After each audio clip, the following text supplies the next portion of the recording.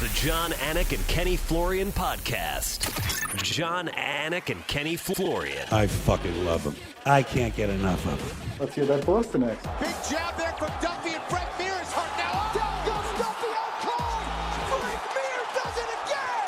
Rock'em sock'em robots here. Oh my goodness. Hyperbole. There are a couple of absolutely self-involved bullshit artists. Here are your hosts, John, Anik, and Kenny Florian. Great to be back in the United States of America. It is Monday, November 1st, 2021, episode 323 of the Anik and Florian podcast. We have got so much to do today, Ken Flo. I don't have anything super witty or funny to say off the top, but it's nice to see you, man. Back home in Charlotte there, as I can see. Yes, sir. Yes, sir. Good to see you as well, man. So for these PFL millionaires, so they get a purse leading up to the event. So they clear, well, I guess it's the gross, but that $1 million check is just for that night, correct? Yes, that's my understanding, which is pretty amazing. We had some great fights on Wednesday night. The Ray Cooper, Magomed Karamov fight was just ridiculous. But the story for me was Bruno Capoloza, a Brazilian fighter, was just so dominant all season, was in a war in the championship fight against Ante Delia, one of Cro Cop's proteges. Yeah. And his father died just 3 days ago, 3 days before he competed, and they had to keep it from him. They had to keep it a secret, and he only found out after he got the check and the belt. And it was just a wild night. I can't even imagine the roller coaster of emotions that he had to go through that night. Right. But just wow, that was a story that really stuck out. But it was a great night of fights, man. A great week of fights. And of course, the UFC in Abu Dhabi was just ridiculous. Yeah, 267 was unbelievable. Is it Raush Manfio? Is that his name? No, so Raush Manfio fought at 155 pounds. He won. But Bruno Capoloza, it was the heavyweight that won and lost his father just a few days before he competed. Oh, got it. So I was talking to Pahumpa about Raush, who also is a new millionaire, and just incredible, right? A guy who was an alternate and not even sort of part of the tournament. And for Antonio Carlos Jr., who had to deal with some misfortune and some injuries throughout his UFC career. The fact that Shoeface is a goddamn millionaire as we sit here late 2021 is just absolutely awesome. So it's crazy. I believe we called his debut after he came off of the Ultimate Fighter, and to see where he's come, man. I remember, talking to him with you on the bus after one of his losses in the UFC and kind of cheering him up. And he's one of the nicest guys ever, man. And to see what he did and how far his skills have come was an awesome story. It was awesome to witness. All right, so let's get into some of this UFC 267 stuff. Ray Longo is going to join us in about 25 minutes, of course, if he answers the wake-up call. James Krause coming up in the main event challenge. He will make picks against Ken Flo. 7 of them for UFC 268. And, of course, Joe Osborne, as is customary for a pay-per-view week, will join us. He has predictions, or at least bets, I should say, on the top 3 fights coming up at UFC 268 this weekend. Man, these back-to-back numbered events are killing me, Ken Flo. This is something that I don't think will happen. If I work another 10 years with the UFC, I'm not sure we'll have back-to-back pay-per-view events, which is essentially what we're dealing with here. But let us recap UFC 267 for you. And we begin with the Minas Gerais native, but he's an American citizen now, folks. The Brazilians getting a little bit upset when I say, Danbury, Connecticut, where are you at? Glover Teixeira is a Brazilian-American, but he moved to Danbury, Connecticut in 1999. When they announce him, he says fighting out of Danbury, Connecticut, USA. He doesn't say fighting out of Danbury, Connecticut, USA by way of Minas Gerais, Brazil. That, of course, is neither here nor there. Both nations can lay claim to this champion. But 2 days before the fight, Kenny, he turns 42 years of age. As you well know, fought John Jones for the belt April 2014 in Baltimore, Maryland at UFC 172. And almost 100 pay-per-views and 7 years later, with relative ease, Glover Teixeira breaks through and is the undisputed UFC light heavyweight champ. It's not fair to Jan Blachowicz because he's not 40 and he didn't get stronger like Glover Teixeira did. That's right. Everybody knows when you turn 40, you get your old man strength, and that's exactly what happened. It was a huge advantage. No, listen, what a damn story, dude. I remember being on The Ultimate Fighter in, 2004, hearing the stories about Glover Teixeira, the training partner of Chuck Liddell, and how good he was. He was trying to get his visa and all this stuff, and to see him finally get into the UFC and finally have this championship opportunity after over a decade, well over a decade of competing at a high level is just awesome to see, man. What a performance.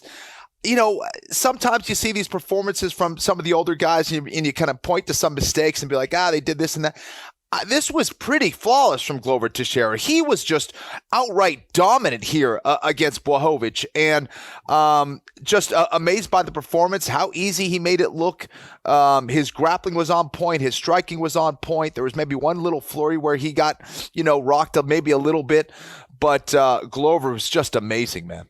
Yeah, Blachowicz essentially had 1 minute of success where he started to establish his jab a little bit, but this was all Glover Teixeira. And by the way, thank you for dealing with us with any technical issues today. I'll get out in front of that. I'm at the Hilton in New York. Wi-Fi not great, but we're doing the best we can to get this one in the can for you. One tweet came in, and there are a lot of angles on this Blachowicz Teixeira fight at Grisco's 555 regarding Glover and Jan. Kenny, when's the last time you've seen a can opener really mess up an opponent? Glover's really seemed to mess up Jan. So I believe that's a reference to maybe pulling down on the head there early on. What's going on? Yes, I'm glad you brought this up. This is a great question.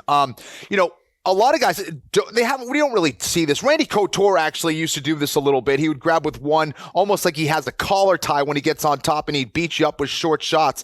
But it's rare that you see the double collar tie, similar to how you see a plum tie clinch when you're standing up on the feet. And he was doing this against Blachowicz from the closed guard position. The weakest part of the body and the end of the lever of the spine is that head and neck, and it's the weakest part of the body, and it can easily get compromised. It's what you do, obviously, to get a lot of submissions with various chokes, right? So I thought it was a smart tactic, and to me, it seemed like it definitely had an effect. You saw in the first round, Jan trying to push out of it. He's using a lot of energy. He wasn't very efficient from there. And on the second go, he was really trying to get the hell out of there. And on the third one, he almost wasn't fighting it. He was just trying to sneak out. He was trying to sit up with his butt, almost like he was sitting up to a butterfly guard to try to sneak out of it and slither out of it. None of those were really that effective. And you could see when he got up after that round, his head was jutted forward. He seemed really tight in his traps. Yeah. And I think it played a factor in that fight for sure. And I thought it was a really smart tactic from Glover Teixeira. And I can't remember the last time we've seen it. I haven't seen it in a very long time, but I thought it was brilliant. So you got blood chokes and air chokes, correct me if I'm wrong, and then obviously neck cranks and pressure things that just that would be more of a neck crank. Right. Yeah. So Daniel Cormier, and I sort of hinted on the broadcast, I said, I hope we'll get some clarity from Blachowicz as to how exactly this choke was administered, but he said it was sort of your traditional Mataleo rear naked choke, and it was underneath the neck. Okay, it looked to me like maybe it was not, but got to take Blachowicz at his word, and it was a rear naked choke. Yeah, so sorry, I thought you were talking about the can opener there. The can opener is a neck crank. Right. The choke, the submission at the end, to me, didn't seem like a rear naked choke, to be honest. It seemed like it was more on the front of the esophagus, which is more of a painful type move than it is something that's going to put you out or put you to sleep. Right. And I don't know. I mean, that was a very quick tap. A couple things. First of all, if we go back to that can opener once again, you can see that Glover Teixeira is not your typical human. He is extremely strong. You don't do that and able to hold on to that unless you're really strong. It could be that Glover was just so damn strong on that submission yet again that he was driving that forearm into the esophagus. He felt like that thing was getting crushed, which is a possibility and something that you could do. So it was definitely quicker than your typical tap. But again, it was Teixeira getting it done. And it was just amazing, man. If Glover Teixeira had lost this fight, Kenny, he probably would never find himself in the UFC Hall of Fame, despite the fact that going into this fight, he was the most decorated finisher in UFC light heavyweight history, right? This was long the UFC's glamour division, and Glover had more finishes than John Jones and everybody else. But now, obviously, to put a capstone on his career with the UFC light heavyweight title, and he will be back in all likelihood to defend it in March. He's probably going to be in the UFC Hall of Fame. More to get to on Teixeira, but as far as Blachowicz is concerned, I've told this audience when I sat down with him in September of 2020 in Abu Dhabi before he fought Dominic Reyes, I have never walked out of a fighter meeting so confident in a fighter than after that meeting with Blachowicz. It just felt like he was just raring and ready to go, and maybe he knew something that we didn't. We've also talked about certain athletes sort of maximizing the global pandemic climate insofar as competing well at early hours of the morning without a crowd in a 25-foot octagon. All of these things are factors. And I don't know what to make of what was a largely listless performance from Jan Blachowicz. I think you really just got to give credit to Glover Teixeira by and large, but I didn't get that same vibe necessarily from Jan Blachowicz during the week. You know, his son is there with him. His head coach's son is there. Wives are there. Fiancés are there. He's giving Glover a beer. There are all of these pleasantries going on. I'm just a fan, and I'm just saying I didn't necessarily get that same killer vibe from Blachowicz, and, you know, he paid the ultimate price with his belt. I don't know. Yeah, listen, I think those are all things that, you know, only you could know, you know, in being there. And I think that's absolutely a factor. Anytime you get a little too comfortable out there, you know, I think that's not a good sign in some ways. You want to be relaxed enough where you can still compete at your best, but, you know, getting way too friendly and thinking you have this in the bag and getting a little overconfident is never a good thing, in my opinion. And it looked like Jan was just kind of out of his element. The other thing is that, you know, I don't know if Jan is necessarily the strongest guy on the ground, especially when it comes to being on your back. There's not a whole lot of guys that just are in mixed martial arts. It's not a great position unless you are highly, highly skilled. And those are just few and far between. And from there, Glover just looked very dominant, and Jan just didn't have an answer. He just didn't look very efficient. He was pushing a lot with his arms, and he I don't know, he seemed very, very much out of his element there, and on the ground just made some what looked like rookie mistakes, and Glover took full advantage of it. I think Glover knew the easiest path to victory, and that was putting Jan on his back. And again, just an amazing performance, made it look easy, man. We probably have 150 or so Brazilian Jiu-Jitsu black belts in the UFC, Ken Flo, at least on paper, right? There are different levels to Brazilian Jiu-Jitsu black belt. I know Jan Blachowicz brought in Braulio Estima and was working with him. Unbelievable, right? But Glover Teixeira is a tried and true Brazilian Jiu-Jitsu black belt, and now he's a world champion. And I loved his tweet after the fact. You know, you always wonder what it's going to be like waking up the morning after as the champion. And he said, you know what, it felt pretty good. But if you don't know the story, and most of you do, moves to Danbury, Connecticut when he was 19 or 20 years old in 1999, was there illegally, eventually back to Brazil, made his way back to Connecticut, and he has just made such an imprint in that region. It's a heavily populated Brazilian region, of course, there in Danbury, Connecticut. You know, I proposed to my wife in Danbury. I lived there for 3 years. I know people are trying to sort of put this all together. It's sort of weird that this is like a championship for New England, and you know what? We're fucking celebrating it as a championship. So we're all going to have to deal with that. So Yuri Prochazka was brought in as a backup out of the Czech Republic. He's 2-0, I believe, in the UFC. He's going to get the next championship opportunity. At about 10 minutes from now, I'm going to tell you all that I think Khamzat Chimaev should get a title shot. So before we get there, Yuri Prochazka is going to be next.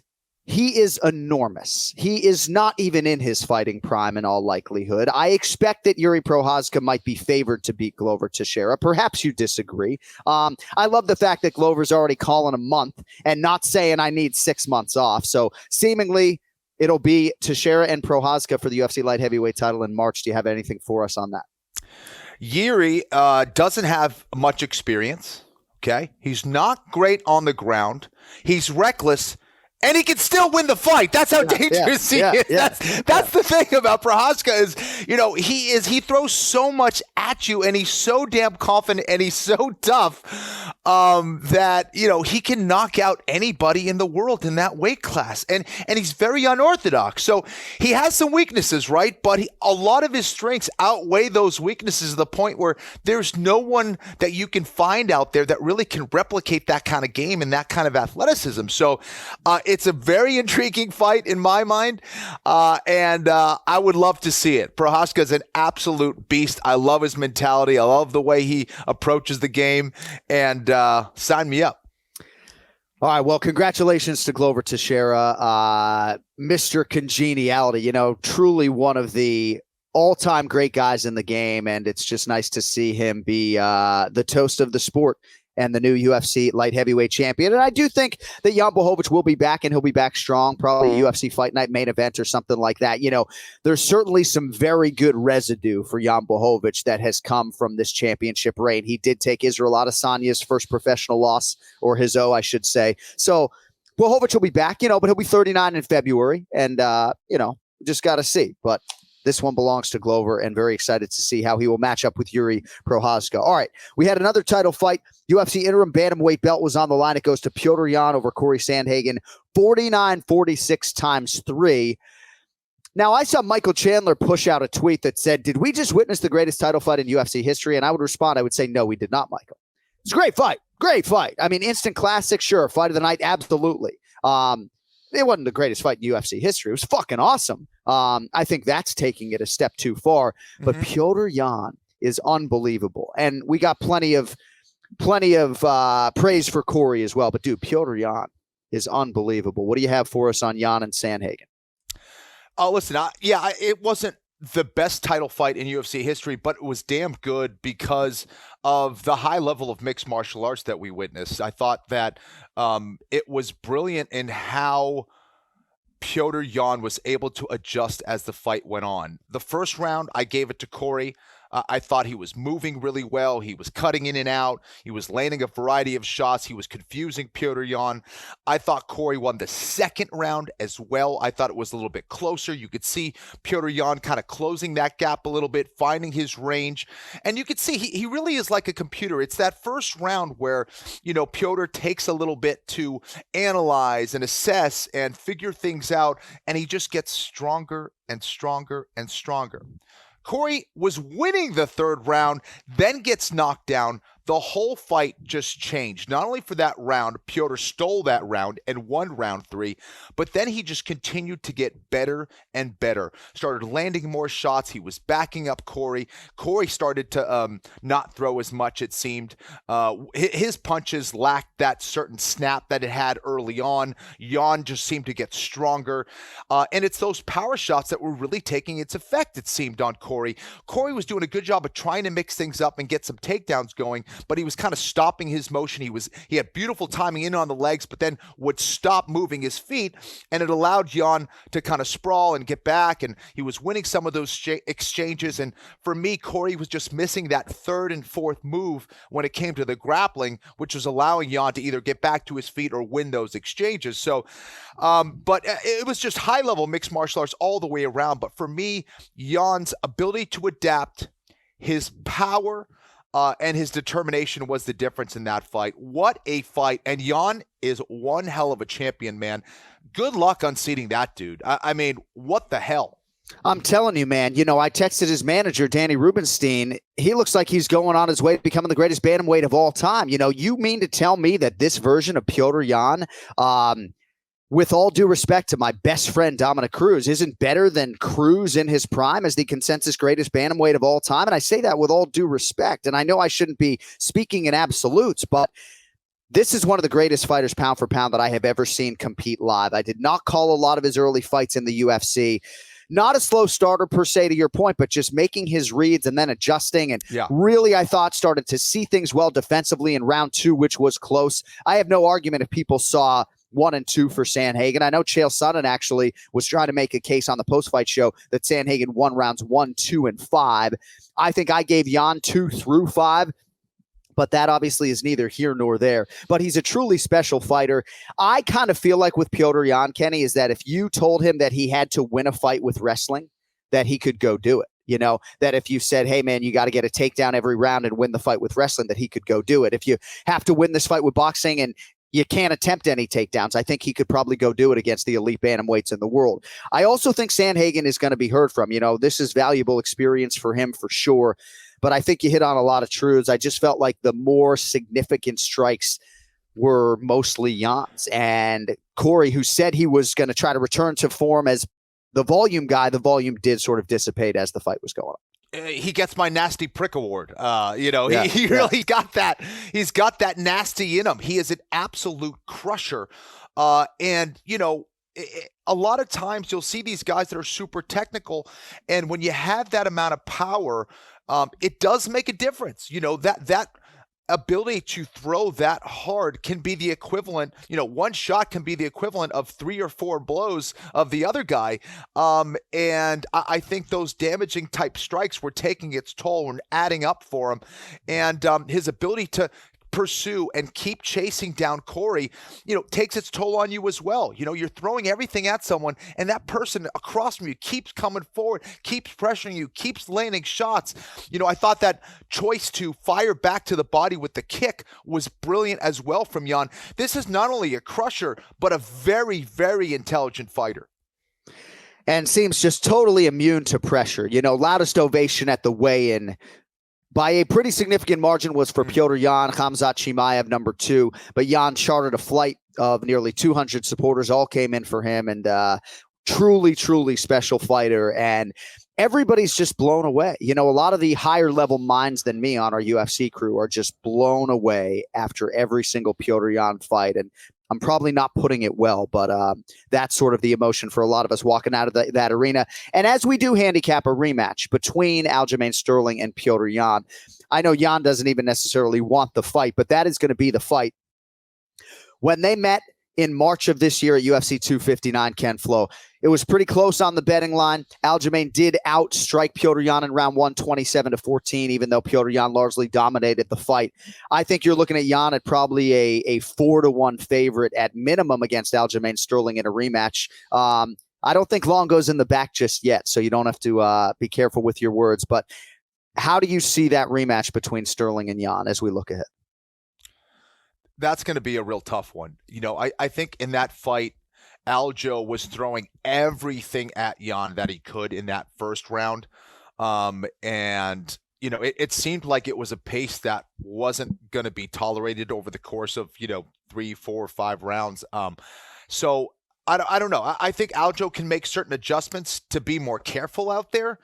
Does he beat Yan at this point from what I've seen? I don't know, man. I don't think so. And Aljo is a hell of a fighter. He's a tremendous grappler that, is always going to be dangerous if he gets you to the ground, right? But Yan is just an absolute beast. And, him being in that top 5 pound for pound isn't out of the question right now. It's just, he's just that good, and he's that nasty. If you were to poll the fan base and say, you can send any 35er in the world in there to beat Petr Yan, who are you sending in there? I think 90% of the fan base would send Corey Sandhagen in there. Might get a few votes for Rob Font. Jose Aldo, kind of been there, done that. Aljamain Sterling probably would get a few votes. But, man, Petr Yan seems a level or so above the other elite bantamweights in the world right now. And I say that with all due respect to the weight class. And I love Sandhagen, such a good dude. I know obviously cross trains with Ryan Hall, spent a few weeks or few days, I think, with Ryan Hall before this fight had even been announced. But Sandhagen's a student of the game. He's a young man. I do think he'll be back in a championship setting. You just got to hope Yan doesn't get any better between now and then. I'm telling you. Unbelievable. All right. Khamzat Chimaev. Khamzat fucking Chimaev, okay? I have been waiting 48 hours since this fight card ended to hear what you have to say about this man, because there are a lot of layers, right? I'm not even sure he made weight, right? So when you talk about him having to make welterweight, fight in and fight out, and not make 171 potentially, but make 170 pounds, that is a factor. Although you hear different rumblings on the ground, like he was eating the night before, just kind of messing around, he's fine, so who knows? But right. As a fighter, Kenny, he's one of the most dominant forces in the game. And the reason I was so excited to see him fight Leon Edwards, a fight that went away 3 times, is because I truly wanted to see if his game would translate the way it did against Li Jingliang against someone like Leon Edwards. Because candidly, I had some sentiments that maybe a Leon Edwards-Chimaev fight might go down similarly to the way this fight went down between Chimaev and Li Jingliang. What are your thoughts on what Khamzat Chimaev was able to do in taking the Leech's number 11 ranking and so much more? I think that it went as expected for the most part. I think this is what an elite fighter with the skills of Khamzat Chimaev should have done against Li Jingliang, right, considering the matchup, right? But, what is this, his 3rd UFC fight? This is something, 4th. Okay. This is something that you would expect out of a guy who's been in the UFC for a long time, who comes from that wrestling background with those submission skills. But to see this done in his 4th UFC fight is extremely impressive. Now, what I was hoping for in the back of my mind was to see Li Jingliang go out there and give him a battle. I wanted to see what would happen when Khamzat is experiencing adversity, because that's when we really, really know, right? In my mind, anyway. I want to see what happens when that dude gets cracked. What happens when he has to come back? What happens when he's on his back and has to fight his way back to get the win? Because as it is right now, he's just been dominating dudes. Now, that's also a good thing, because perhaps he's just that damn good and he's 5 levels above everyone else. We don't have those answers quite yet. I want to see him against high-level competition. I think he deserves it. But as of right now, he's just going out there and playing with guys. Literally. I mean, he's picking you up in the air and he's talking to Dana White outside the cage, similar to what Khabib did in his 13th fight in the UFC. Right. So it's just this guy, it seems like he's at a different level. He's combining, both his ability to entertain, his ability to say the right things on the mic, and his ability to go out there and do exactly what he said he's going to do in a fight. So he is, as it is right now, he's something special. I want to see him tested. But I think this is someone who can go very, very far. No question about it. And I don't know how much of the broadcast you actually heard, but he comes into the fighter meeting and he says, I want a war. I want to be a part of one of those fights that people are talking about for years to come. But obviously that has not materialized. And there were certain historical references in Li Jingliang's career, like the Jake Matthews fight and the Neil Magny fight, that weren't great indicators of a potential future performance to the positive for Li Jingliang here, if you catch my drift. If Jake Matthews is controlling him on the ground, how's it going to go against Khamzat Chimaev that takes Alir Latifi down? I mean, John Gooden was telling us about some of these gym stories, man. I mean, this guy, they can barely find middleweights to train with him. He doesn't train with any welterweights at all. And he is now 10-0 with 10 finishes, right? He will certainly be number 11 in the world, but I wouldn't be surprised to see him vault to 8 or 9, if I'm being honest with you. We do have a tweet here from CD Carter 42069. If they were scheduled to fight, who opens as the favorite, Khamzat Chimaev or Kamaru Usman? Now, right now, bestfightodds.com has Kamaru Usman -200, Khamzat Chimaev +170. What do you think they do with Khamzat Chimaev?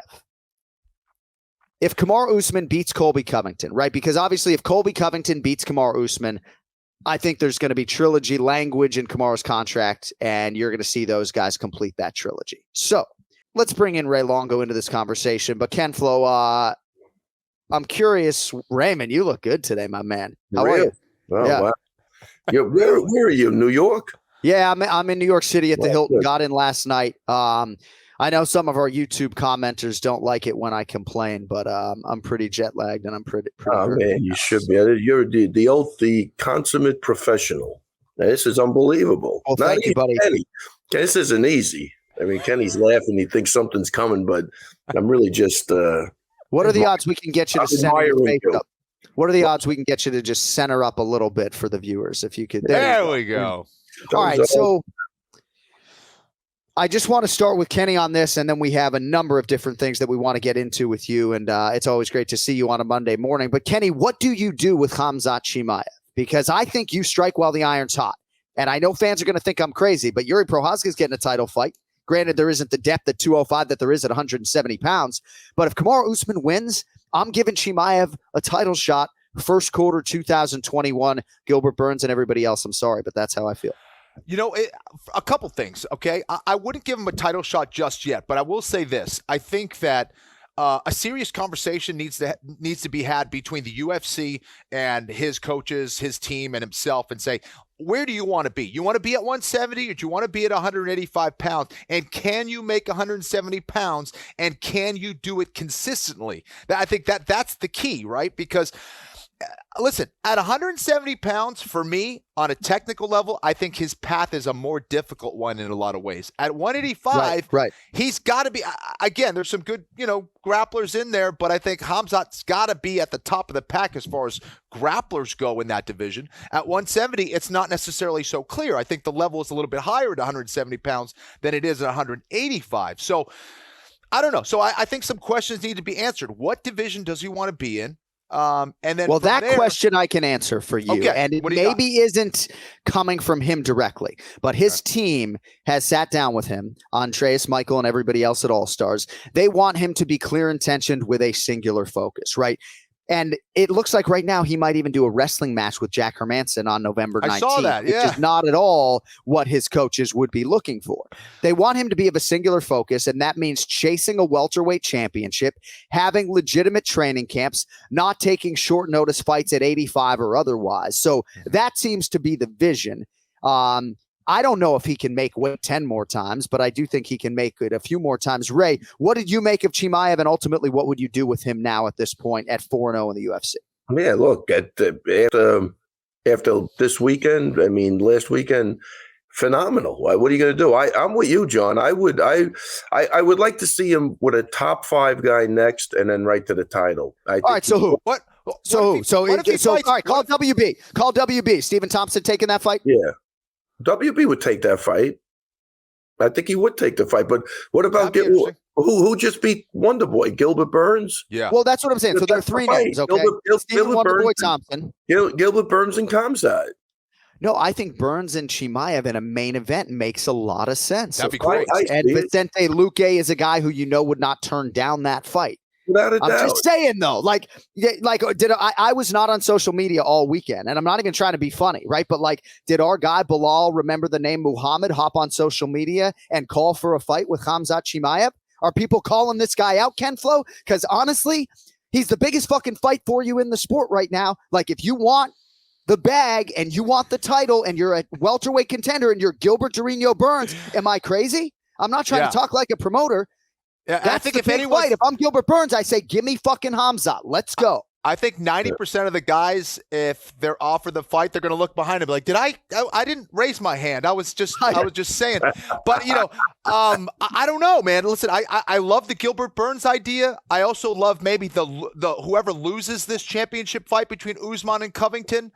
I think would be phenomenal to really go against another grappler and be like, hey, let's see what he's all about. So Gilbert Burns, a high-level Brazilian Jiu-Jitsu black belt. Let's see what that's about, I think that would be a phenomenal fight.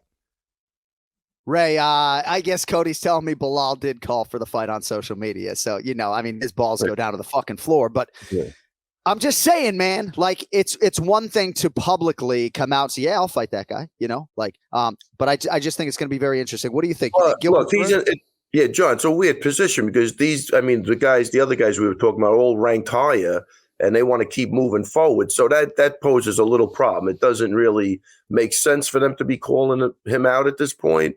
That's why I said I would try to give him somebody. Where was the Leech ranked? Where was he? 11. Was he 11? Yes. Then you got to jump him up. That's I'm pretty just good. saying, man. I mean, Khamzat Chimaev it moves a lot of needles. I mean, I think he got more Instagram followers than the champion, the number 1 pound for pound fighter in the sport, Kamaru Usman. Yeah, I mean, I know Gilbert Burns would absolutely unequivocally take the fight, but the whole notion that Gilbert would have pause as the number 2 guy in the world is silly because Chimaev's the biggest fight in the division. Right. Other than a title fight. And if you want a title fight and you're Gilbert Burns, right, and you had your title fight and then you go beat WB, and Wonder Boy is one of the worst matchups for most of these guys in the division, you want a title fight again? All you need to do is go beat Khamzat Chimaev, and I guarantee you're getting it. Wow. I mean, look, I'm sure Dana's all over this. This is Dana's type of guy, man. The guy wants to fight any place, anytime. He'll take 5 fights in a year. So you're going to see him move quickly regardless of anything. He's going to be, within the next 6 months, major things are going to happen, I would think, with him because he's ready to go. And that's that's Dana's type of guy, man. They're going to look for the good matchups like they do with everybody else they're building up. Yeah, but I don't think you're going to see him against a really good wrestler next, but it'll be somebody with a ranking. Yeah. And, and I'm sure there's going to be a lot of people firing darts my way because of this take. But certainly when we finish getting off the air after a show like this, Flo, at UFC 267, what do you think we're talking about at the bar? Yeah. We're talking about the fights, obviously, and we're talking about this guy, and everybody's asking me, oh, who's next? And I'm title shot. Title shot. Get the fuck out of here. I don't want to hear anything else. But, hey, obviously. Yeah. Go ahead. No, go ahead. I think the fans are just wondering if this is you talking or the jet lag talking. I think that's what they're trying to decipher right now. Hey, man, if Colby Covington wins, which is a distinct possibility 6 days from now, I think you're going to see them do the trilogy. But if Kamaru Usman wins, is he going to rematch Gilbert Burns? Is he going to fight his best friend, Vicente Luque? No.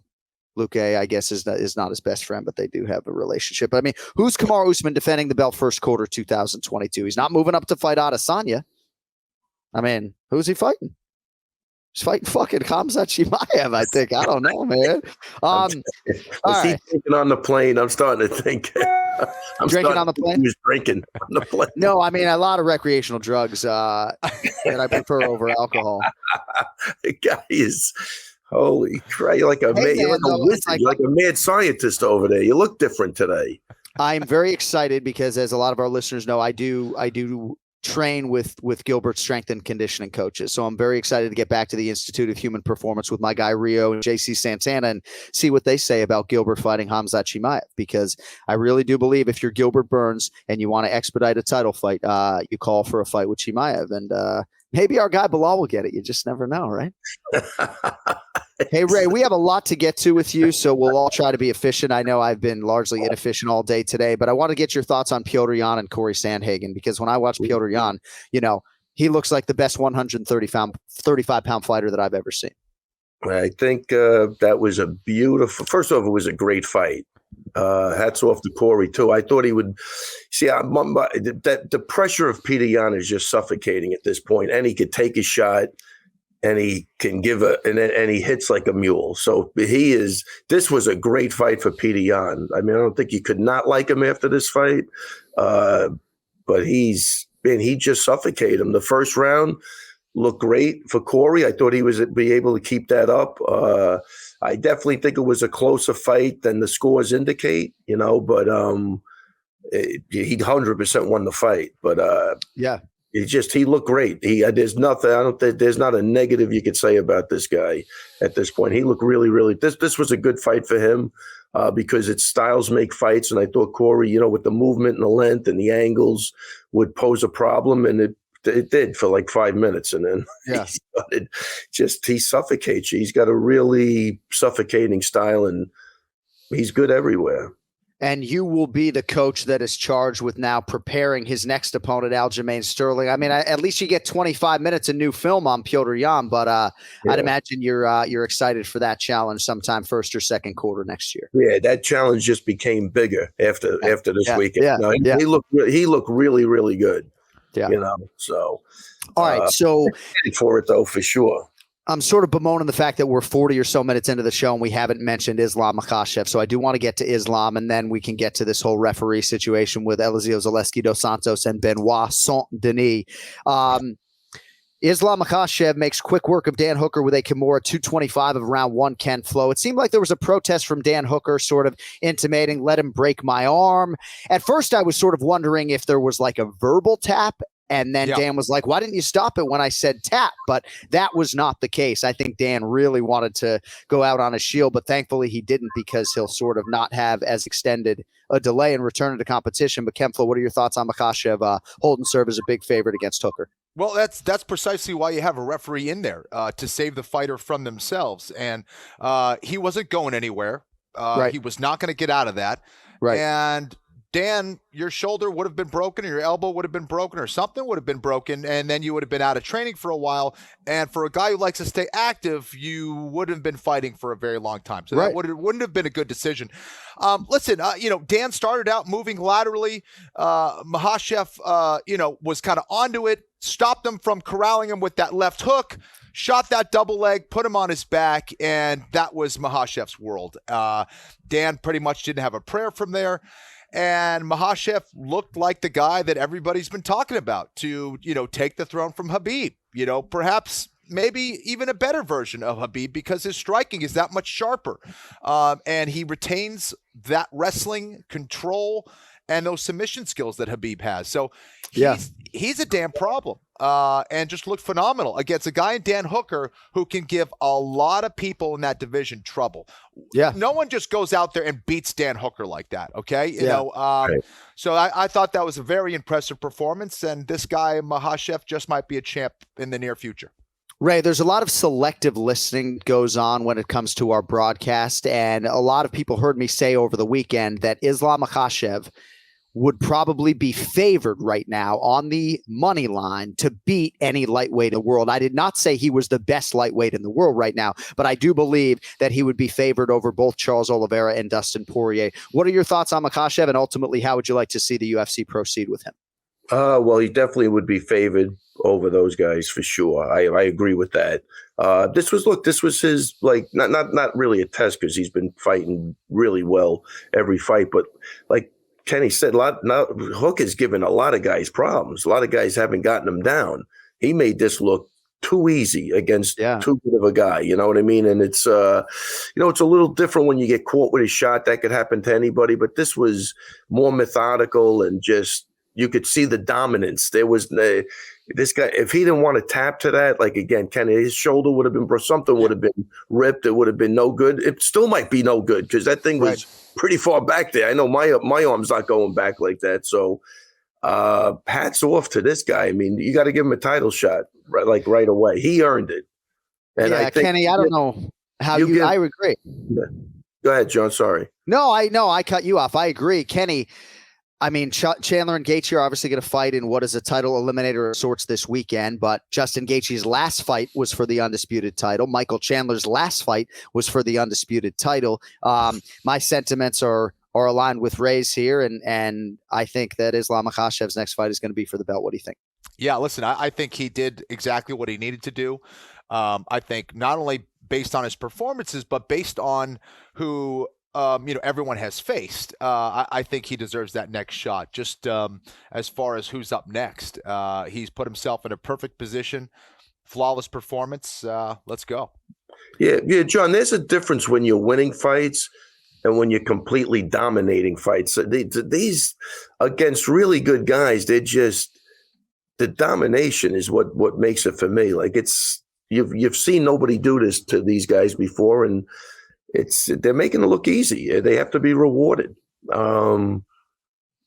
The Dagestanis, the Chechnya, they're not. I think they're outworking everybody. I think all guys are partying and they're on social media. These guys look like they're just no nonsense in the gym every day, ready to fight at a drop of a dime, and that's the way it should be, man. I admire what they're doing. I'd say they should 100% be rewarded. Like if the guys here aren't in that gym every day, then they don't deserve to have the shots these guys have. I believe these guys do the right thing, and their dedication to the sport is shining through right now.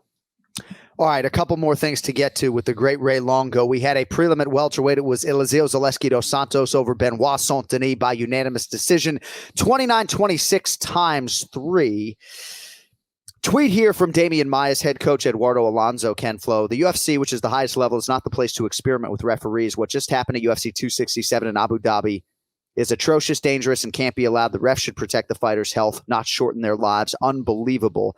And then we have another tweet here, Ray, from @2Sprites. Is it wrong that there are some coaches that literally don't have the health of their fighter in mind, like Benoit's coach, Daniel Waran? Admitted he would never throw in the towel. So a lot to get to there. Oof. Referee just didn't know what he was doing, and then he takes a quick point from Easy Dos Santos. I mean, the guy hasn't a clue. I don't think he'll be in a UFC octagon ever again. But Ray, since you're the coach and the guy who has the ability to throw in the towel, even if the rules don't implicitly say that, what were your thoughts on how this all went down? I think when he took that point away, just highlighted. Yeah. That if he didn't take the point away, it might be even a different conversation. But when he just looked like he wasn't present, this guy he just looked like he was having a great time. Two guys are beating snot out of each other. When he took the point, though, I think that's what did it for me. I was because I watched it after the fact, and everybody was already complaining about it. So I went in there with a little bias. So it's hard to say. But look, you have to know your fighter. Obviously, there was a time in the fight. Look, everybody's got to get on the same page, right? Like, look, they could have stopped Marab's fight, maybe. An inexperienced ref stops that fight. I think it would have been horrible. Sure. You know what I mean? So everybody's in a weird spot with this. Like DC making a comment, like, even if he comes back and wins the fight, it was the wrong thing to do. Well, what the fuck does that mean? He comes back and wins the fight. Then he was all right. Like, I don't even understand. I don't agree, Ray. I know you don't, but it's the guy did come back and he was fighting. And I'm not saying it was wrong not to stop it, with that. But like, again, the ref obviously didn't know anything about anybody. Like, I think, Marab, he's got the gas tank. You could put a lot, you're looking at him. And I talked to Peterson. He said, he responded to everything I said. He did everything I wanted him to do to keep that fight moving, which is important. So did that ref even have that conversation with these two guys? By the way he acted in the octagon, I would think not. But Ken Flo, look, the fight could have been stopped. The corner could have thrown it in. I don't know, but it didn't look good, and it made it worse with the ref because everything was based on luck in there at that point. You know what I mean? Like, he wasn't making a conscious decision on anything. So yeah, they should have stopped the fight, but the fact that the guy came back was tricky. Sometimes, Kenny, I'll be honest with you, sometimes it looks like you're getting hit way harder than those punches are landing. You're turning a little bit, you absorb a shitload of percentage of that power. And I'm not saying that's the case here, but if the ref was talking to him, or, I don't know, that whole thing looked like a shit show to me. Yeah. But. Yeah, for me, listen, I said, I tweeted something similar, but, everyone always thinks, you got two of the best fighters in the world going at it. Those are the most dangerous guys in the cage. No, the most dangerous guy in the cage is an incompetent and inexperienced referee, because, that's what cuts lives and careers short. And to me, this guy making his UFC debut got hurt not once, not twice, and this is why I kind of going the other way, Ray. He was hurt like 4 or 5 times to the point where he was doing his best to physically do something, but his body wasn't responding. Yeah. So to me, your brain's not working, your body's not working, and then he's getting hit again and again and again, taking not like little jabs. These are big knees, overhand rights, huge left hooks, stuff that's gonna, like, you're getting concussed, and then you're getting concussed again and again and again. And to me, it was a fight that should have been stopped. I think there's no excuse for it. And like Ray said, then you see him take a point away from Dos Santos. I mean, just craziness. And body language. Right. I agree with you, Kenny. Yeah, the fight should have been stopped based on that for sure. And the referee's just kind of like he didn't even make it look like he was going to stop the fight at any point. He was just. He was waiting for the dude just to be out. Like, that's what he considers a knockout, is when the dude is just comatose.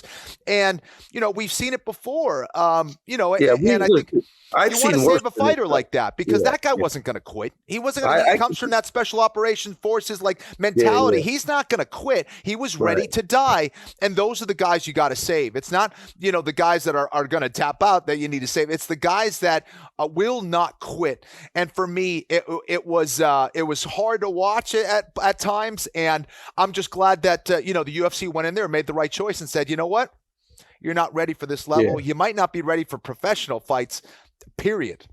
And just because Czech Congo comes back and beats Pat Barry doesn't mean that the referee didn't actually contact Pat Barry, which momentarily muted Barry's offense, right? I mean, I'm sort of with Kemflo. Just because a guy's throwing offense doesn't mean his brain is computing what's exactly going on.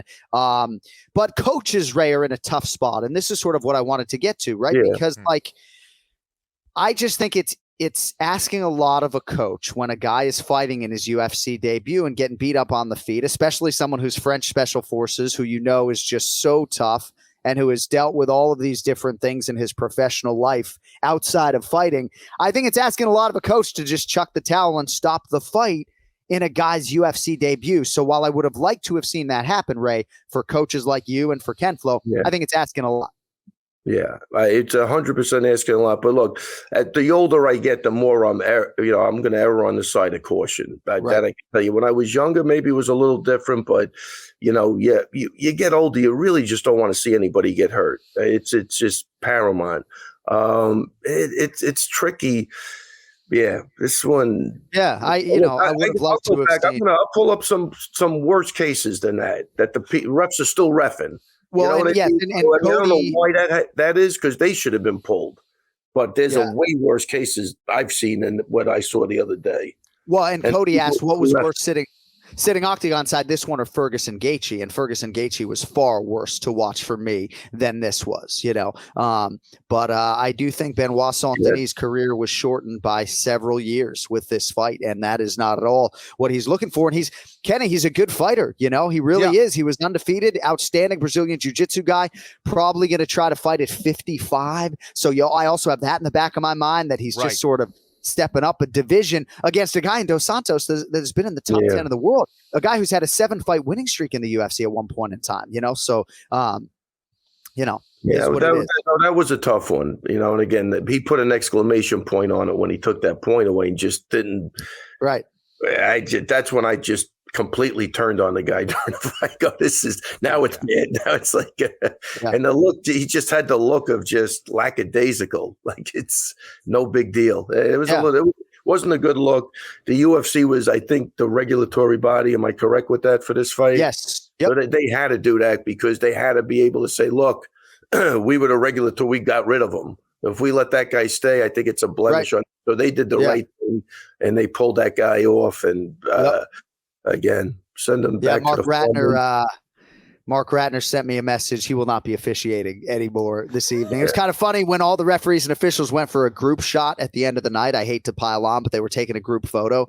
And this dude, who shall remain nameless, was sort of on the outside looking in. And I saw somebody be like, get in the picture. And it's like, all right, I'll get in the fucking picture. But, it's hard because this guy goes back to his life. And I think he was like 0-5 as a pro MMA fighter, but this career is probably going away for him. It's just hard. It's, for this, you look it over. We're all human beings at the end of the day. Ray, we only have a couple minutes, so I need to ask you about raging ally Quinta, who is in a fight week for the first time in a very long time. Are you excited?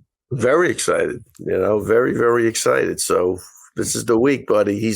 Right now he feels good. Spoke with him last night.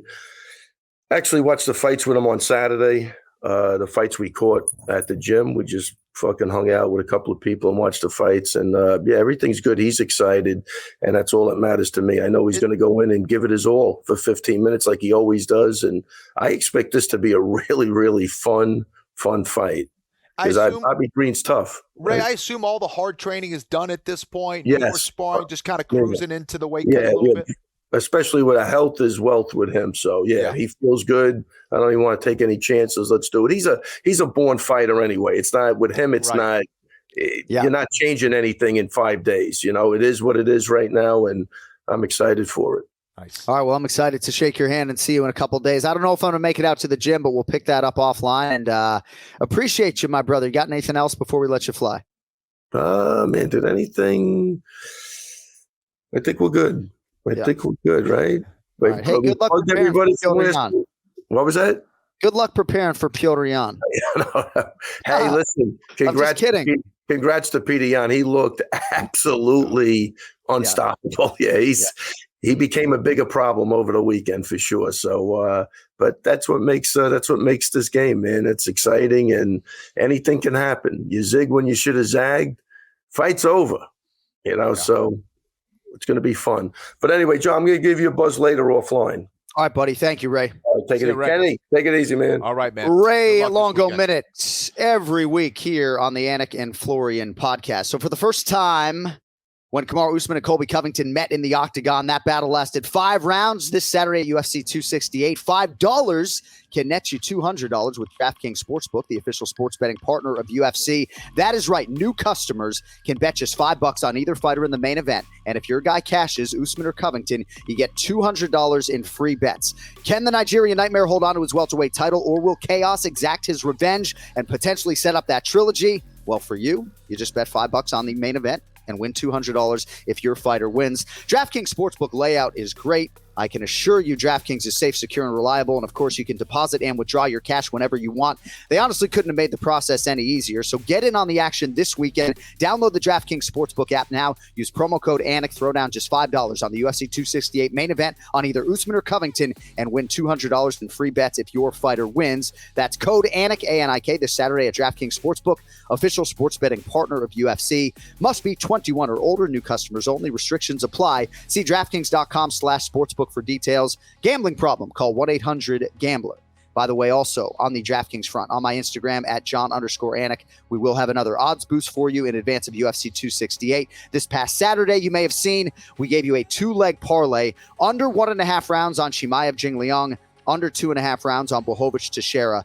So that normally would pay at plus 265, but then DraftKings, they boost it for you in the sports book. So they pushed it up to plus 320. Tremendous value when they bake it in that way. And by the way, it cashed plus 320. Good hit over the weekend. All right. UFC 268 beckons in 5 sleeps. Let us get to the main event challenge. It's the main event challenge. Anik. The time is most definitely now. Florian. I finished fights. I'm going to do everything possible to win. The main event challenge. The John Anik and Kenny Florian podcast. All right, joining us to make picks today, adding a little handsome to the program. And man, we're hoping to have a big role on the podcast heading into 2022. He's a 13-time UFC veteran who has won 7 of his last 8 overall. I actually have him on an 8-fight winning streak, but it's James Krause, our 2020 winner of the Robert Follis Cornerman of the Year here on the show. It's good to see you, JK. How are you, man? I'm good, man. Thank you, guys. I'm super stoked to be a part of the show, man. It's pretty cool to be able to get on here with you guys and chop it up. Well, man, we have a lot of new things planned for the main event challenge next year. We got to figure out the scoring and how exactly Ken, Flo, and James are going to go head to head. So are you heading to South Florida right after the show today? Is that where you're going? No, I'm headed to Dublin for Bellator.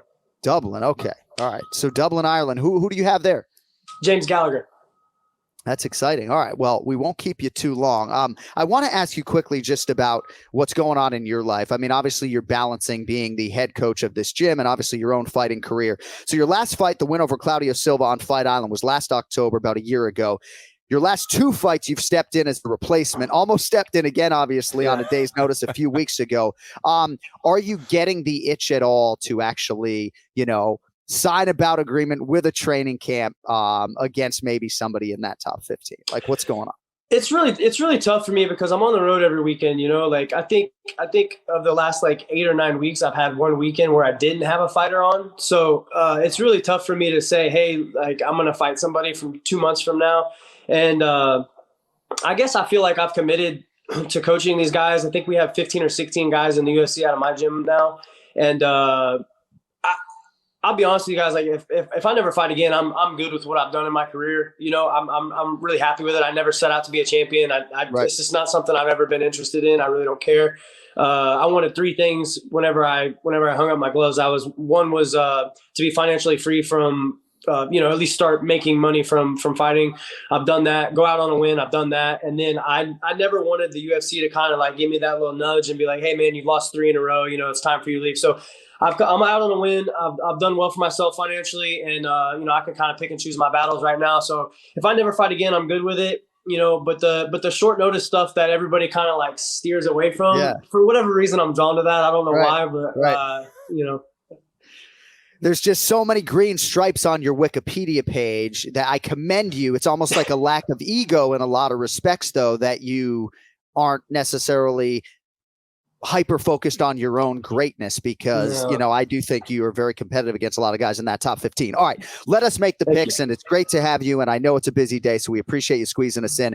Let's start at middleweight. And the reason we're picking this fight is really personal curiosity because it's pretty close on the numbers. Some might be surprised that Nassourdini Mavov, the lesser known quantity here, is the minus 125 favorite against Edmund Shabazian. Shabazian plus 105. He's dropped 2 in a row, James, last of which came to Jack Hermanson May 22nd. On the other side, Mavov stopped Ian Heinisch in July. We'll see if he can take Shabazian's ranking. How do you see this one playing out, kid? Yeah, this is a really competitive fight to me. I like Mavov a lot, but I feel like if you look at Shabazian, he's lost 2 in a row to 2 of the elites in the division, right? And I feel like he's kind of getting disrespected on this line a little bit. For me, this is kind of a coin flip fight. So if that's the case, I'm always going to take whoever has plus money on this one. And in that case, my short answer is going to be I'm going to take Shabazian just from a betting perspective alone. If I get Shabazian at plus money on this one on a coin flip fight, I gotta take that. I do, however, think this is going to be an extremely competitive fight, back and forth. I could see this going both ways. And this is going to be one of those fights where, as a fan, I'll be really happy to kind of sit back and watch this one. Yeah, I'm with you, Ken Flo. So for the second straight week here, you got an unranked fighter favored to beat the number 11 guy in their division. Last week it was Chimaev over Li Jingliang. What do you think about Imavov and Shabazian here, kid?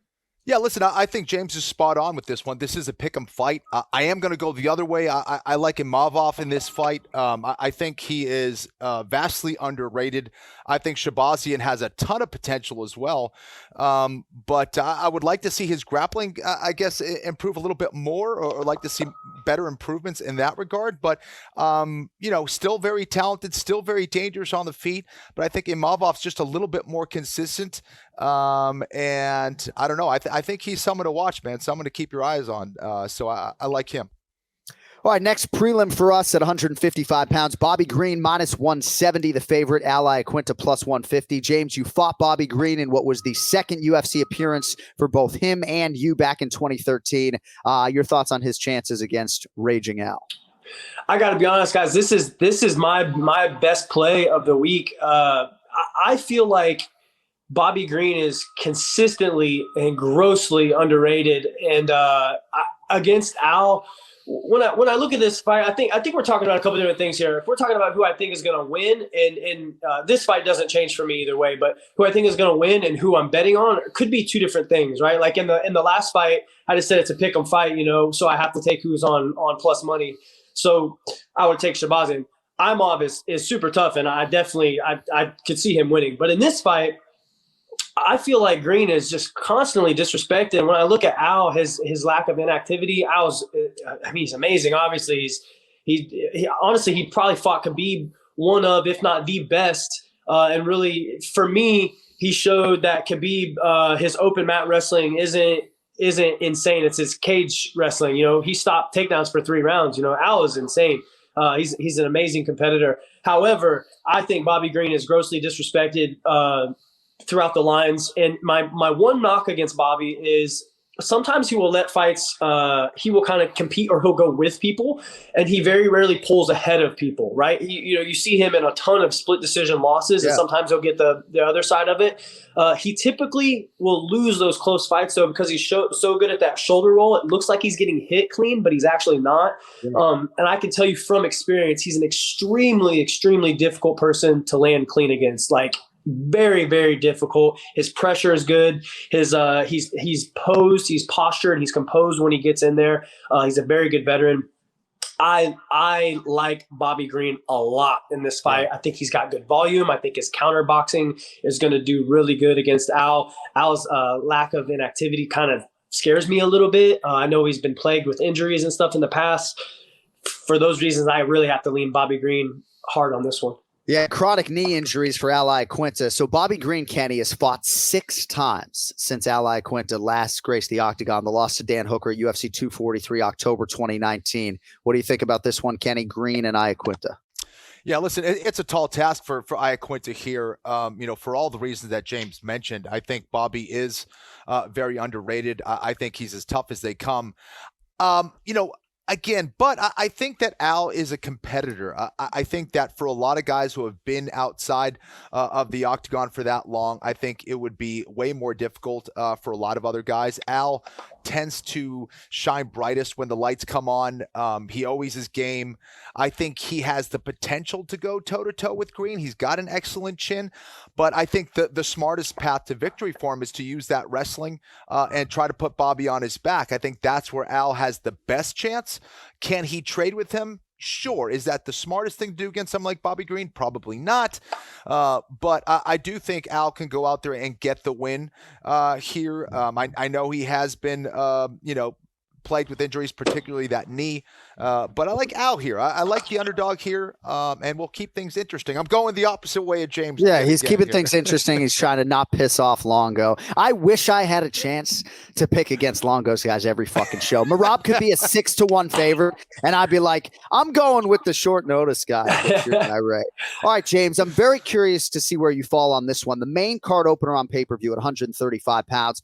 I thought Chito Vera would be closer to minus 200. He's minus 165. Frankie Edgar's plus 145. Some hinting this could be Frankie's retirement fight. He turned 40 October 16th. Last fight, of course, a knockout loss to Sandhagen in February, but did look good against Pedro Munoz a few months prior to that. On the other side, Chito's on everybody's all-violence team, trying to make it 3 wins in his last 4. James Krause, who do you have? Man, I got to be honest. It's the when you say Chito minus 200, I know that's not the line right now. I think it's closer to 160. Is that what you said? Yep. Depending on what day you ask me, man, I agree with the line. I agree with the line, and it probably should be a little higher. You're probably right there, probably closer to 200.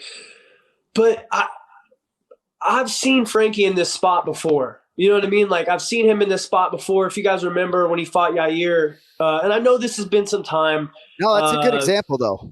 Yeah, I mean, he was counted out, and I'm listen. The way the MMA's been working lately, I don't know. So it's been a crazy past 2 weeks for me, but I could see all the things would point to Chito going out, dominating this fight, possibly finishing. All I'm saying is I would not be surprised if Frankie wrestled his way to a decision. That's all I'm saying. And if we're talking about from a betting perspective here, what I would do is I would look at Chito at minus 160 because I think that's a great price, to be honest with you guys. I think Chito at minus 160 here is a phenomenal price.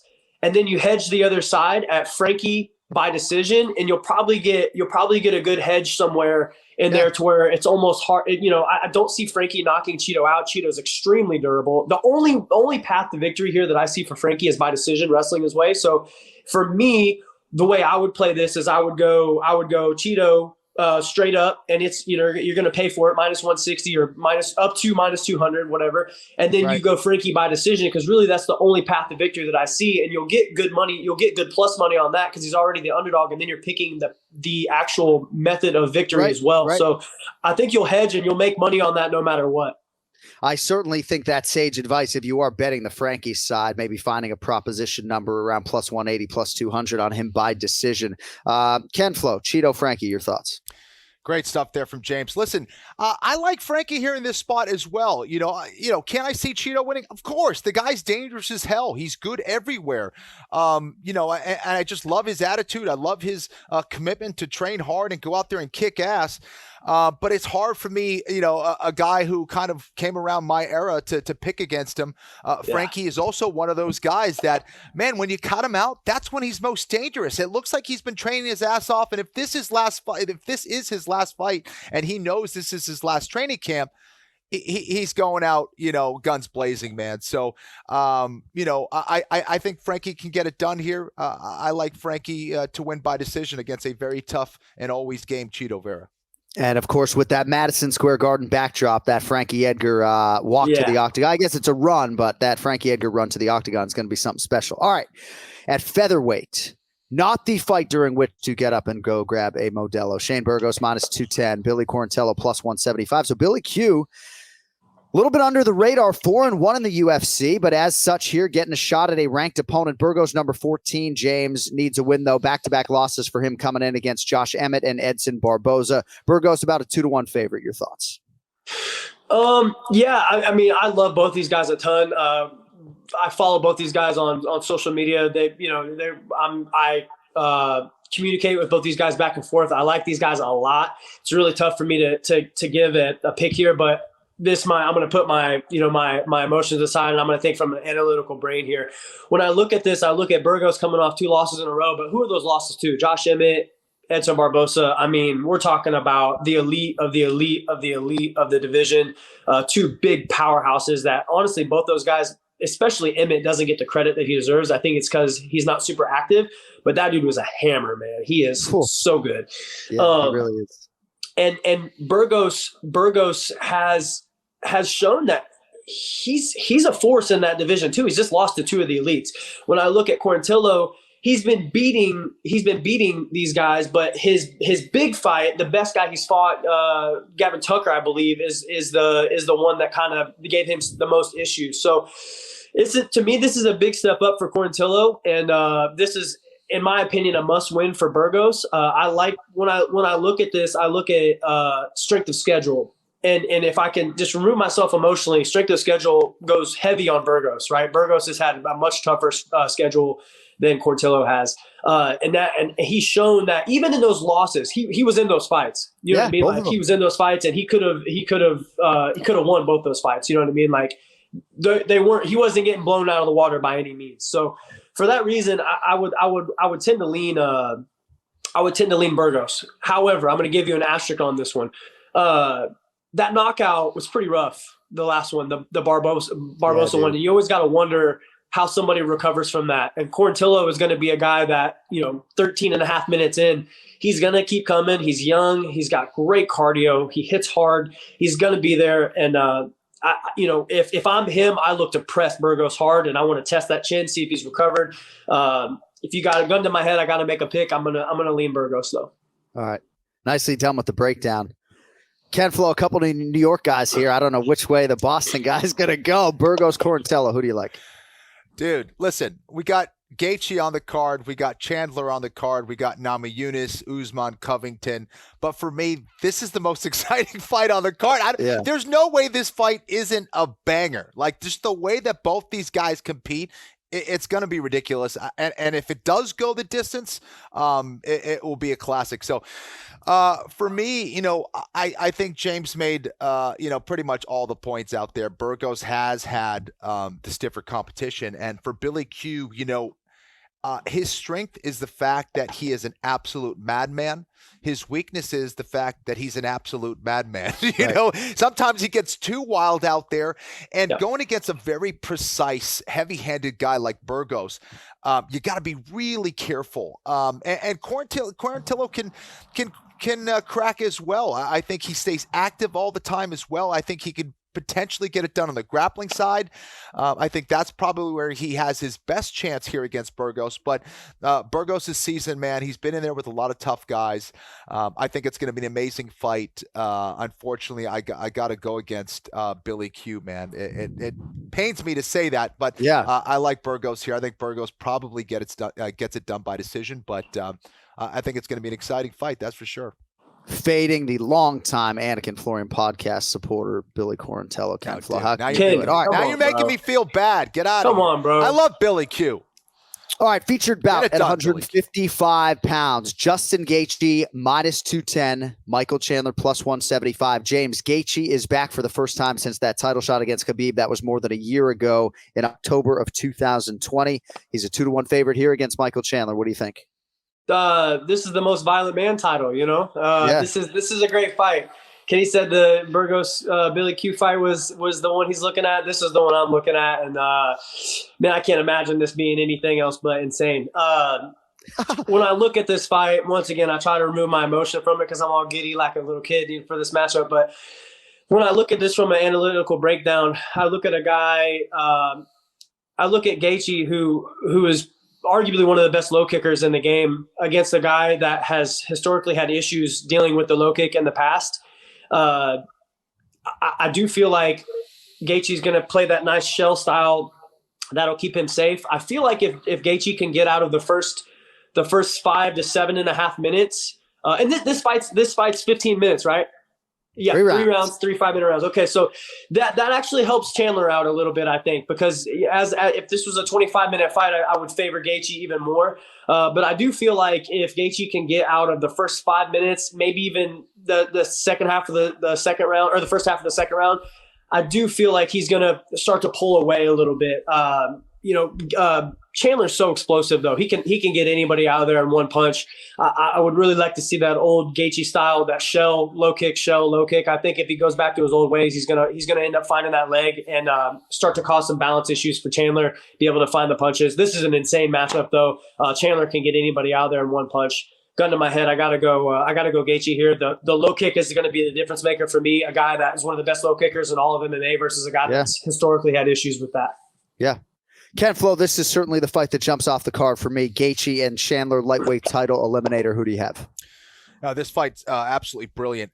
Listen, I think that not only the leg kicks for Gaethje, but I also think that he just might be the more disciplined guy out there. I was really surprised by Chandler and his approach against Oliveira. It's like, dude, that's not where you want it. You're going to go to the ground. You're going to chase him down to the ground right now. What are you doing? So I don't know if he makes the best decisions out there. I think he is so gifted as an athlete. And can he win this fight? Absolutely. But I just think he's going to, get sucked into throwing down against Gaethje, and I don't think that's a good thing. I think Gaethje hits a little bit harder. They're both nasty, but I think Gaethje, has been in this spot here in the UFC many times. I like the way that he's really adapted over the course of his career here in the UFC, and I think Gaethje wins this, absolutely. But I think either way, it's going to be an awesome fight, and I'll be surprised if this one goes the distance. I can't even wait for the stare down on Thursday. Never mind fight night. I'm just excited to see them get up in each other's faces. All right, co-headliner, very close on paper per DraftKings Sportsbook. Zhang Weili -115, slightly favored right now over Rose Namajunas, who comes back -105. We will take your round and method of victory, boys, as this is a title fight. So it's a rematch of their title fight, which took place in April, lasted just 78 seconds. And I will just submit to you, James Krause, Rose Namajunas 3-0 thus far in rematches against Tisha Torres, Jessica Andrade, and Joanna Jędrzejczyk. How do you handicap her chances as a slight dog here against Zhang Weili? Man, this was a really tough one for me because we didn't really get a lot of information from the first one, and I can't tell you guys why. I don't know why. I don't have a good answer for this. I wish I did. But I obviously rate Rose extremely high. She's very good, but I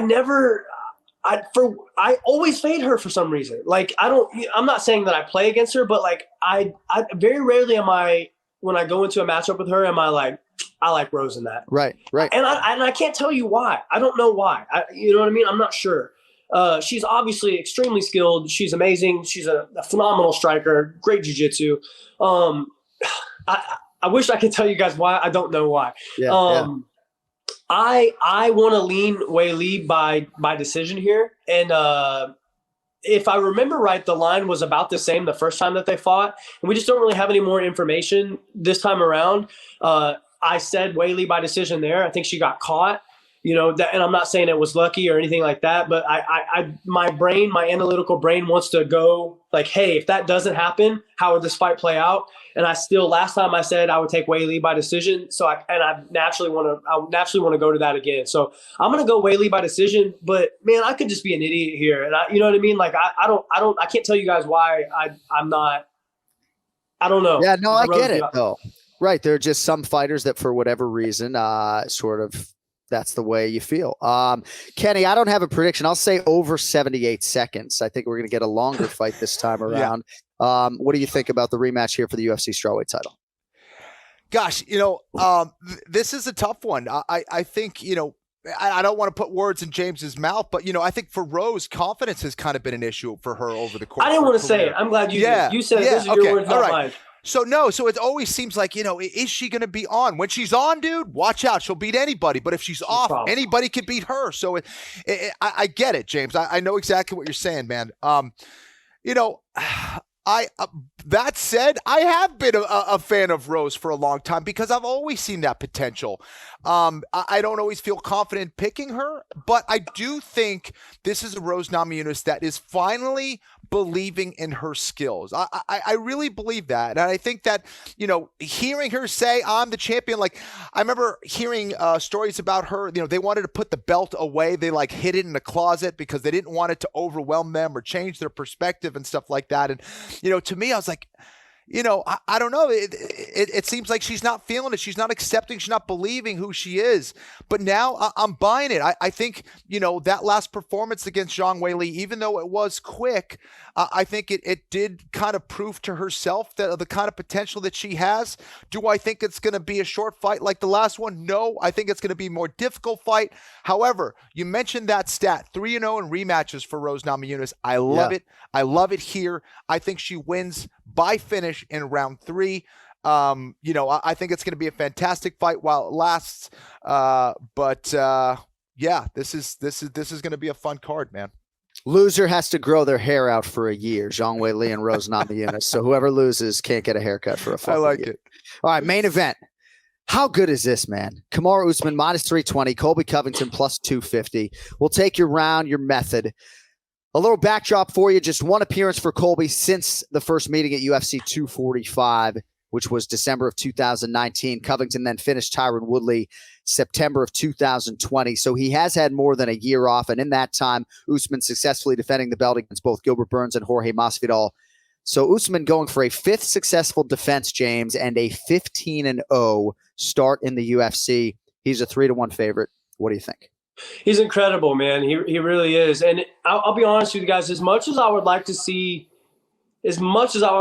Colby win this title and kind of like shake things up, I'm always that guy. That's all, you know what I mean? Like, I wanted to see Chael win the title just for the chaotic, you know what I mean? Like, just show me chaos. I want mass chaos here. I would love to see Colby be a champion and just start rattling off on everybody. I don't think he's gonna do that though.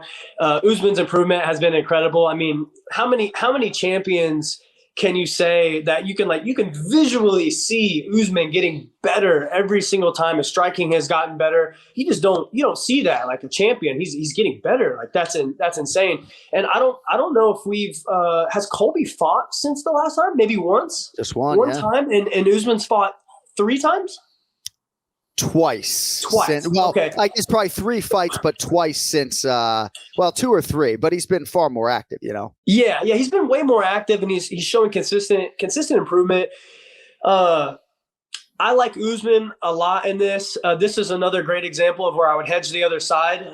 There's 3 plays in here that I would do. I would take Usman straight up. I would sprinkle Usman by TKO, and then I would hedge the other side for Colby by decision, because the odds on that are going to be, you'll get big plus money on that anyway. And I think if you do that, Colby, in my opinion, doesn't have the power to finish Usman. If Colby wins, it's going to be by decision. So, like, I don't want to say it's guaranteed profit, but the odds of you winning those plays are going to be really good. If you take Usman straight up, hedge with Colby by decision, I really like that.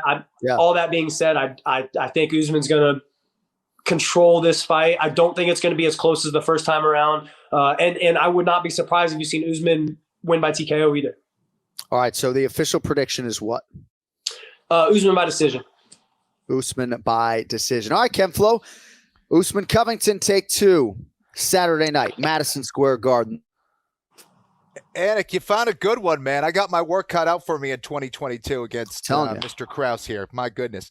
All right. Well, listen, I agree with him. I think it's going to be another very good fight. We've also seen Colby make huge improvements as well. I think he's a guy that is tough to kind of, count out. We've seen him make huge improvements with his striking. And I think that if he made certain adjustments, he can win this fight. Now, the problem is what James talked about, is that it's Kamaru Usman that also continues to get better. He's getting more confident. He's getting more comfortable in the octagon, and he's feeling himself as well, man. So I can't go against Usman. Similar to what James was talking about with Rose, I think at the middle of his career, I wasn't so sure about Usman. I wasn't sure if he would be a champ. I wasn't on that bandwagon. I'm on now. I've counted him out, and last few fights I picked him to win, and he just has changed my mind completely. This guy is well on his way to becoming one of the best champions we have seen, and he's doing it at 170 pounds in a division where George St. Pierre made his name. So I've been blown away by his performances. I like him here. I actually think he does get the win. And Colby is an absolute beast, man. He's amazing. And but I think Usman gets it done by finish, by TKO, round 4. Let's go. All right. TKO round 4 for Usman is the pick from Ken Flo. And if you want more from James Krause on social media, you can find him at the James Krause. Great to have you, my man. Safe travels. Bring home a big win, and we look forward to talking to you next Monday, my brother. Thank you guys so much for having me. I really appreciate it. Great my stuff, man. dude. There he is, James Krause. I got him on an 8-fight winning streak, by the way, Ken Flo in the UFC right now. But again, he's an outstanding coach. And it was interesting when we were handing out our AFPAs last year. And some people were surprised that I gave James Krause my Robert Follis Cornerman of the Year, because oftentimes our awards are reserved for coaches and cornermen who either win titles but the way I saw him handle these young athletes last year and the way I saw him coach, he was the name that I settled on. And obviously I know him a lot more now than I did then, but yeah, excited to have part of the show. You know what I liked is that, he's one of the smartest fighters out there. He's one of the best coaches out there. What I liked was he kind of sounded like how I feel when I'm picking fights, where it's like, you've been around the sport for a long time, you study the game, but you're not confident in your picks almost. It's like, that chaos can come into that octagon at any point. You're like, I don't know, man. I think this guy. But anyways, it was awesome having him on the show, and he's going to be a great addition as we move forward, man. And this card's going to be awesome as well. And I would just say I do see value on Colby Covington at plus 250. And Colby Covington did an interview with Brett Okamoto from ESPN.com, and Colby sort of intimated that if there wasn't an early stoppage in that fight, and I did think Goddard's stoppage, as much as I love Mark, was a little bit premature. If there wasn't an early stoppage and that fight had gone 5 rounds, Kenny, this rematch would have probably come around even earlier for Colby Covington. I know he only had to win that one fight against Tyron Woodley, and he was able to finish him. But again, imagine if that fight, which was an absolute classic at UFC 245, one of the best title fights I've ever seen, if it goes the 25 minutes and Colby here's that final horn, maybe they get these two right back in the octagon. So I think he certainly has earned it, even just with the one win. And we'll see what Colby Covington can do. And in terms of the chaos, it would be, no pun intended, but it would be absolutely crazy if we're doing the show next week and Colby Covington is the undisputed champ and has handed Kamaru Usman his first UFC loss. All right, today's Pick to Click is presented by OddsShark.com, the most reliable source for sports betting information with the latest odds, insight, and analysis on everything UFC. I'd encourage you to check out OddsShark.com/UFC to get all you need to know before you place your bets on UFC 268 this weekend. That OddsShark Fight Center, an outstanding resource for not just fans, but the media as well. It's got all the matchup information compartmentalized, and they're experts, not just my man Joe Osborne, but across the board. These guys are entertaining, they are thorough, and they have been invested in mixed martial arts and capping MMA for a very long time. Check it out in advance of UFC 268, OddsShark.com/UFC. Don't forget the second S. Let's get to the Pick to Click. Time now for the Pick to Click. The Pick to Click. All I have to do is bet on the winner, and I'll never lose. The John, Anik, and Kenny Florian podcast. All right, and joining us as usual here during a UFC pay-per-view week, if for no other reason than to lift me up with his energy, is the great Joe Osborne on social media at JTFOZ on Twitter and at Paper Chaser Joe on Instagram. Great to see you, my friend. Happy Halloween.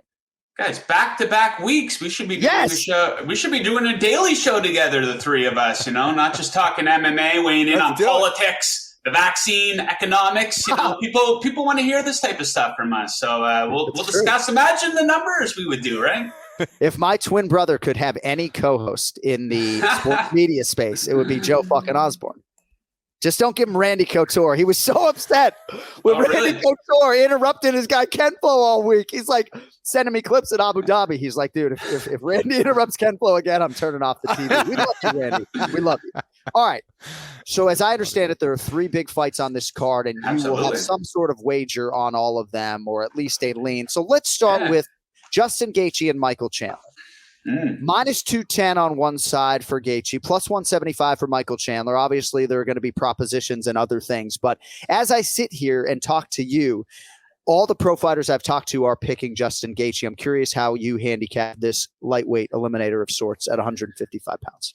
Yeah, I would be aligned with all the pro fighters. I don't exactly love this fight from a betting perspective, though. You know, a minus 200 range for Gaethje, maybe a little bit overvalued here against Michael Chandler, who's an incredible fighter. Getting him at plus 160, I could see an argument for that. But if I am giving out a pick for this fight, I would go Gaethje by a TKO/KO, coming in right at even money. Not that bad of a bet. Not the best value, though. Like I said, Gaethje has been in 12 straight fights, guys, that have all been finished inside of the distance, right, which is crazy, right? That 9 of those victories belong to him, all of which coming by TKO/KO. Now, you take a look at Michael Chandler. He's been knocked out twice in his last 5 fights and, has kind of shown maybe a low fighter IQ at some points. He should be wearing that championship belt right now. He had Charles Oliveira towards the end of the first round. If he let him back up, he probably would have won that fight. He'd probably be fighting Dustin Poirier. Did you guys discuss this earlier or something? Is that why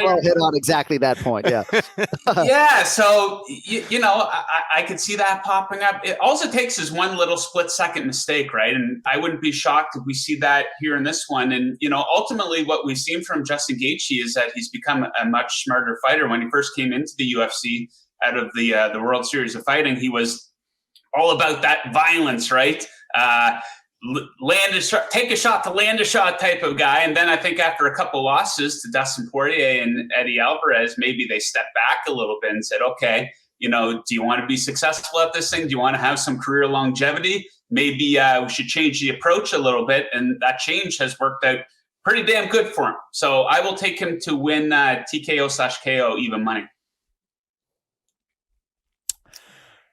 Joe, Zhang Weili, Rose Namajunas, we have the rematch. How are you seeing this one, man? Yeah, so last time around I was on the podcast, I picked Weili. And basically, I wasn't very interested in going against her 21-fight win streak at the time. However, in the back of my mind, I kind of disregarded that many of the victims on that 21-fight win streak aren't exactly to the level of Rose and top-ranked strawweights in the UFC here. And that absolutely blew up in my face, right? We saw what Rose did in the first round of the fight. But, take a look at the big picture here for Rose. She has some very impressive performances, some very impressive finishes at this level versus better competition. So I'm going to take her to win here. And I think these odds are fantastic. Minus 110, basically even on each side here. And I think that kind of indicates that maybe her victory was a fluke of sorts, which I would totally disagree with that. We've seen her finish opponents early before, ironically enough, at Madison Square Garden when she first captured the strawweight championship versus Joanna Jacek there at UFC 217. So I'll take her to take care of business here, minus 110. Ultimately, I think we need to see more from Weili versus high-level competition. I was kind of, I guess I was fooled by that 21-fight win streak. She's still a very good fighter, one of the best in the division, but we've seen Rose do it before. We've seen her do it more. So I will go with her at fantastic odds, in my opinion. And before I send everybody the odds prior to us taping the show, I always write what I think it would be. And I wrote down Namajunas minus 140. And I was surprised, obviously, to see that she was a slight dog in a lot of places. So I think that all makes a lot of sense. All right. Lastly, I'm very curious how you see this, because James Krause and Kenny Florian both like Kamaru Usman. It's easy to see why, not just the 14-0 in the UFC, but just the constant improvement. But I see plus 260 or so on the Covington side. I saw a fight that was definitely 2-2 going into the 5th round. So I do see a little value on the Covington side, even if I can't call them my contemporaries, but even if the experts disagree. How do you handicap the main event, and will you have a play? So what have we seen and what do we know out of these two guys? That's how I kind of handicap the fights. Like, I'm not going to come on here and give a technical breakdown for a fight where we have a guy like Kenny, who's one of the best in the business at doing that, right? But I like Usman to win. But like I said prior to when I was on last week, I'm not going to come on here and give out a minus 300 favorite. There's not a whole lot of interest in that. So I'll take Usman to win inside the distance, coming in at around plus 140. So what have we seen and what do we know? What we've seen is Usman win a close fight. Maybe there was some controversy that it was stopped early, but you go back and look at the site, at all the stats for the fight. He finished the guy. He knocked him down twice. He totally rearranged his jaw. He outlanded him by 32 significant strikes, and ultimately he did stop him. So what have we seen since? Well, Usman's gone 3-0, and he has evolved to, in my opinion, the top pound-for-pound fighter in all of the UFC. You cannot call this guy Kamaru Snoozman anymore, right? You guys remember I used to come on all the time and take the Kamaru Usman by decision, Kamaru Usman over, the round over-under betting. But now he's transformed into this incredible power puncher. Back-to-back wins via punches versus Gilbert Burns and Jorge Masvidal. Prior to coming into those fights, those guys combined to be finished by strikes just twice in 74 combined fights. And Usman's knocking these guys out, right? So that's what we've seen from Usman. He's evolved into this incredibly well-rounded fighter. As for Covington, he hasn't fought in a year. His last win was a dominant victory over Tyron Woodley, but we didn't exactly see anything new from him. That victory was somewhat similar to his win over Robbie Lawler, in my opinion. He didn't land as many strikes, but it was, out-pressuring and outpacing his opponent and being very dominant. So what would Colby's path to victory here be? Is he going to out-pressure Usman? Is he going to outpace him? I think that's very unlikely. Is he going to out-wrestle a guy who hasn't been taken down once in his UFC career? Right. That's unlikely. Maybe he has some new tools, though. We haven't seen him fight in a year. Usman has come out with new tools before, so you can make that argument, and maybe you can make the argument, you can keep your fingers crossed that maybe Usman has a bad night. We do see that from time to time in the sport. You can make an argument that Jan Blachowicz had a bad night the other night. It's kind of funny in this sport, UFC, like the sample sizes, guys might fight 3 times a year. Comparatively, in an NBA game, the Lakers can have a bad night, but they have 2 or 3 more chances the following week to make up for that, right? So it's just unlikely, though. That could happen, but I'll take Usman plus money to win inside the distance, to kind of put a stamp on this rivalry that he has with Covington. Covington, it would be different if he was finishing people by strikes and he was this amazing submission artist. But, I just don't think that this style, which Usman has a very similar style, but I think his way of doing it is better. And now he has that punching power, right? So I will very happily take Usman to win inside the distance here.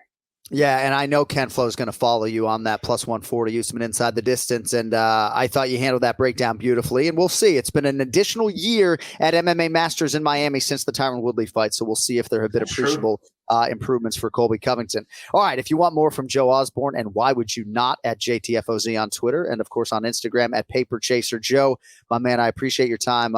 We're not going to wait till UFC 269 to have you back. We'll find a spot in the next few weeks, and we will talk to you then, my man. Thank you. Hey guys, I look forward to it. Good luck with you. Good luck to you, and good luck to all the listeners out there. Thank you, my man. There he is. Joel Osborne with us here on the Anik and Florian podcast. All right, a couple of housekeeping things on the way out. We should have done 2 shows this week, right?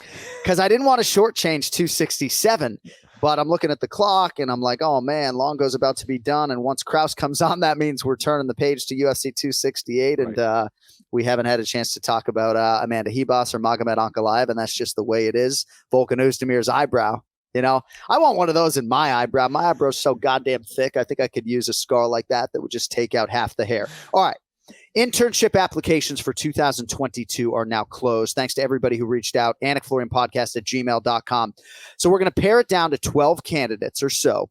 Then we're going to figure out a way potentially for you guys to compete against each other for the spot. We may leverage our voicemail line, but we will announce our new Anik and Florian podcast intern for 2022 on an episode before the end of the year. And I'm hoping that it's a woman, but I think mostly it's guys who have been reaching out. If you want any Anik and Florian podcast merchandise, we're constantly adding new styles. AnikFlorianPodcast.com. I think AF10 is the code. Cody will correct me if that is not the case. If you would like a discount, millions.co if you want the One More Sleep gear. Ken Flo's YouTube channel is off and running, of course. And don't forget, Remember the Show with Bilal Muhammad and Jason Anik coming up this Thursday night on this very channel. Very interested to see if there's any Khamzat Chimaev talk out of Bilal on Remember the Show. Thank you to our guests, Ray Longo, James Krause, Joe Osborne. Thanks to Hezbollah for the picture over the weekend. 19 years old. Did he clock you, by the way? He did not hit me. He did not. I don't Okay. think he See, that's enjoyed respect. taking a photo with me as much as Daniel Cormier necessarily. But next Monday, we are right back. Full recap of UFC 268, and then we will also preview Max Holloway and Yair Rodriguez. That is a main event November 13th. Our executive producer is Cody Merrow. Thanks to DraftKings and ODDSSHARK and everybody else. Ken Flo, have a great week. You working this week? What do you got this week? Brother. I got nothing going on. I got I got my parents in town. They're in town visiting, which is nice. And, That's exciting. Yeah, man. Enjoyed All a right. little Halloween. We couldn't get Gus on the pod. Yeah. No, seriously. Is he there right now? He just walked in the door somewhere. No way. So yeah. Is he in your office right now? He's not. He's not. Because if he was in your office right now, I was going to put him on camera. We love you, Dr. Florian and Inez. Have a great time with the family. Thanks to everybody for listening, for watching, for subscribing. Tell your friends. Tell your fucking friends, and we'll talk to you next Monday. See you later.